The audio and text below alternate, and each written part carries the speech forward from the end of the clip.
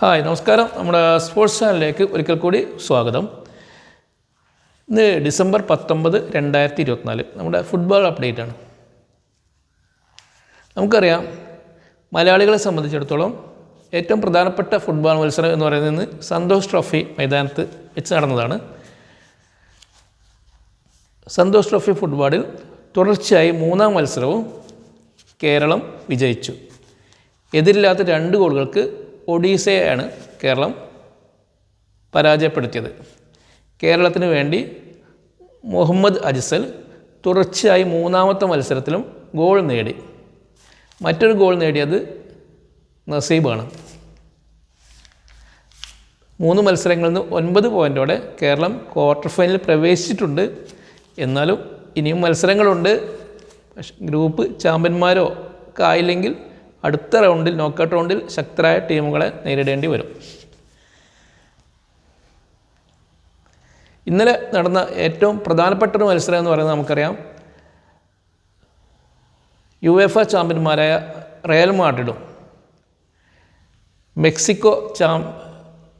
വടക്കേ അമേരിക്കയിലെ ചാമ്പ്യനായ മെക്സിക്കോ ക്ലബ്ബായ പാച്ചുക്കോയും തമ്മിൽ നടന്ന മത്സരമായിരുന്നു. അത് ഇൻ്റർ കോണ്ടിനെൻ്റൽ കപ്പിന് വേണ്ടിയിട്ടുള്ള, ടൊയോട്ടോ കപ്പിന് വേണ്ടിയുള്ള മത്സരമായിരുന്നു.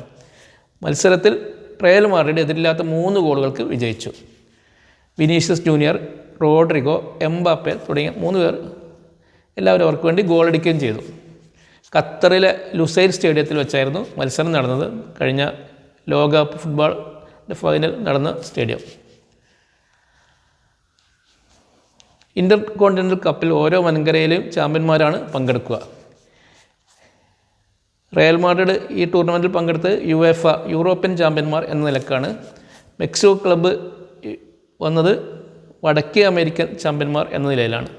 അപ്പോൾ യൂറോപ്യൻ ചാമ്പ്യന്മാരെ നേരിട്ട് ഫൈനലിലേക്ക് സീഡ് ചെയ്യുക. അതേസമയം ചലഞ്ചറായി വന്ന മെക്സിക്കോ ക്ലബ്ബ് മറ്റ് മത്സരങ്ങൾ കളിച്ചിട്ടുണ്ടായിരുന്നു. അവർ കഴിഞ്ഞ മത്സരത്തിൽ ബ്രസീലിയൻ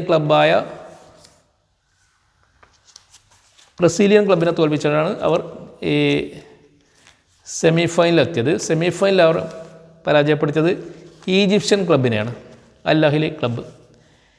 അതേസമയം ഈജിപ്ഷ്യൻ ക്ലബ്ബാകട്ടെ ആദ്യ റൗണ്ടിൽ പരാജയപ്പെടുത്തിയത് ഏഷ്യൻ ചാമ്പ്യന്മാരായ അലൈൻ ക്ലബിനെയാണ് അലൈൻ FC ആണ് അവർ പരാജയപ്പെടുത്തിയത്.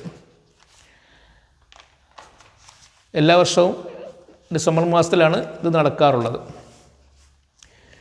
ഇന്നലെ നടന്ന മറ്റൊരു മത്സരത്തിൽ നമുക്കറിയാം, മറ്റൊരു പ്രധാന ഫുട്ബോൾ മത്സരത്തിൽ നടന്ന ഇംഗ്ലീഷ് ഫുട്ബോളിലായിരുന്നു. നമുക്കറിയാം, ലിവർപൂൾ സൗത്താംപ്ടനെ പരാജയപ്പെടുത്തി.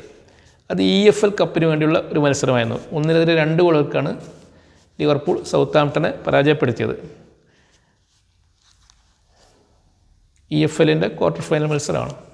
അപ്പോൾ ഇത്രയൊക്കെയാണ് ഇന്നത്തെ ഫുട്ബോൾ അപ്ഡേറ്റ് പറയാനുള്ളത്.